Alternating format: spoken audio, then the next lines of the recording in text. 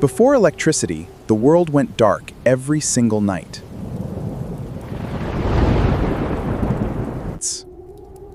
No phones, no fridges, just fire, same as cave people thousands of years before.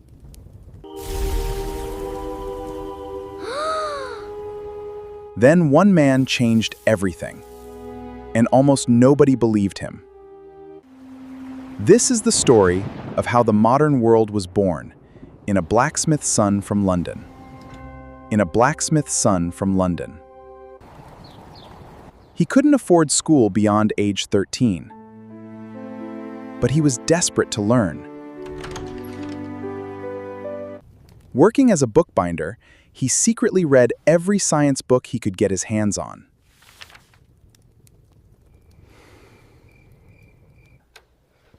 At 21, he wrote a desperate letter to Britain's most famous scientist, Sir Humphrey Davy.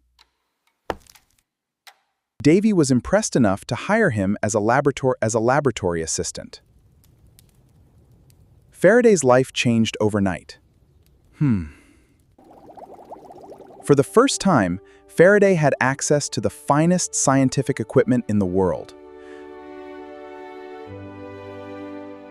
He worked obsessively, day and night, filling notebook after notebook with experiments.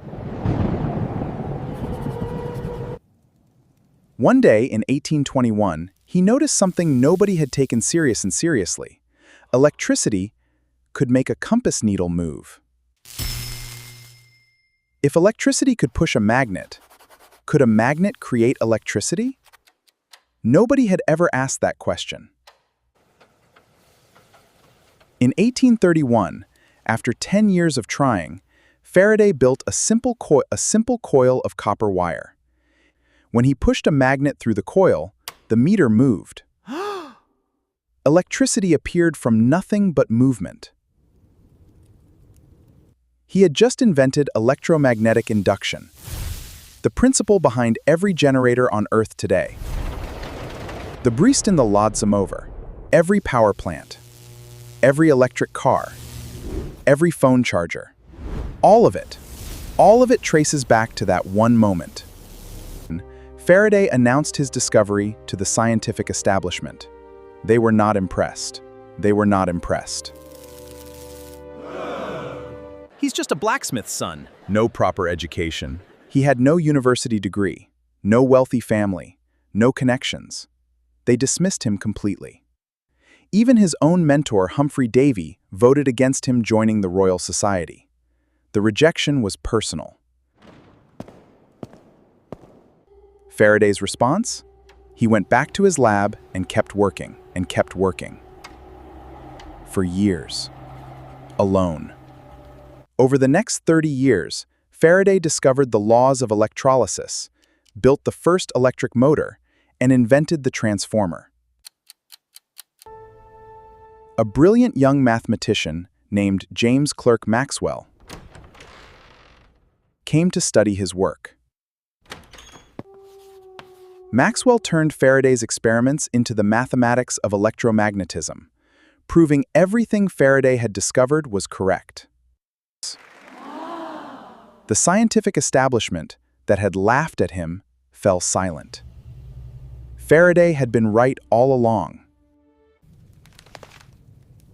Queen Victoria offered Faraday a knighthood and a mansion. He turned both down.